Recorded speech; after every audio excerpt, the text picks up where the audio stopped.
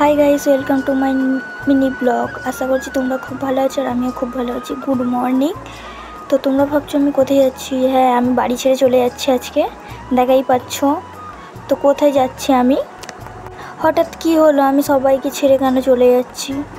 না না, আমি বাড়ি ছেড়ে যাচ্ছি না, আমি আজকে দিদির বাড়িতে যাচ্ছি। আমার মাও আমার সাথে যাচ্ছিলো, তো ঘুমিয়ে পড়ছিল, শরীরটা খারাপ হয়ে গেছিলো। আমি বেরিয়েছি বাড়ি থেকে ভোর 5টায়, তো পৌঁছে গেছি 11টায়। তো তোমরা দেখতেই থাকো। এসে টিফিন করার পর অনেকটা দূর থেকে এসছি, ক্লান্ত হয়ে গেছিলাম বলে স্নান করে খাওয়া দাওয়ার পর ঘুমিয়ে পড়েছিলাম। তো বিকেলবেলা উঠে চা খাচ্ছিলাম। তো দেখো তোমরা, ওদিকেও বৃষ্টি হচ্ছে আর এইদিকে বৃষ্টি হয়নি। জামাইবাবু দিদির শরীরটা খারাপ, ওই জন্য এলাম। তো খুশির খবর।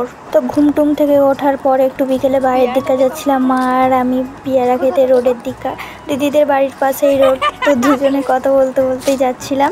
তো দিদিদের ঘরের পাশে হাই রোড দেখা পাচ্ছে, একটুখানি বসে তারপর সঙ্গে সঙ্গে চলে এসেছি।